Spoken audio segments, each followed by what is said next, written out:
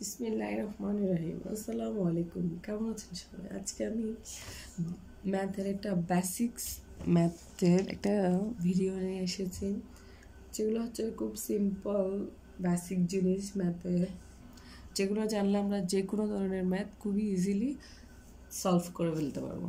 যেমন যখন আমরা a প্লাস এ যখন তিনটা এভাবে প্লাস চিহ্ন দিয়ে দেওয়া থাকবে, তখন কি হবে? এটা 3a। অনেক সময় আমরা কনফিউজড হয়ে যাই, এটা কোনো 3a স্কোয়ার হবে কিনা বা a কিউব হবে কিনা। কনফিউজডের কারণে আমরা ম্যাথকে জটিল করে ফেলি। তারপর হচ্ছে যখন a ইন্টু এ, অর্থাৎ যখন তিনটা এর মাঝখানে যখন ইন্টু দেওয়া থাকবে তখন হবে এটা কিন্তু কিউব। হ্যাঁ, যখন প্লাস চিহ্ন দেওয়া থাকবে তখন হবে 3a, আর যখন ইন্টু দেওয়া থাকবে অর্থাৎ গুণ আর কি, গুণ চিহ্ন দেওয়া থাকবে তখন কি হবে? এটা a কিউব হবে। আর যখন a প্লাস বি তখন এটা কোনো কি হয় না, পরিবর্তন হয় না। আর যখন a ইন্টু বি দেওয়া থাকে তখন এ বি হয়।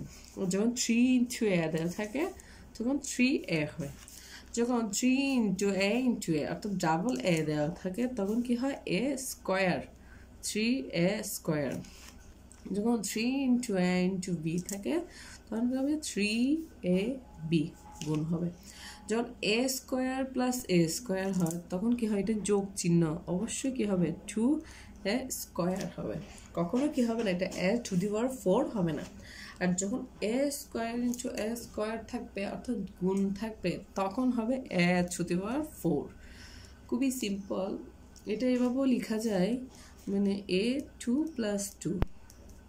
হ্যাঁ, এভাবে দিলে কি হয়? a to the power 4। এটাও same, a to the power 4।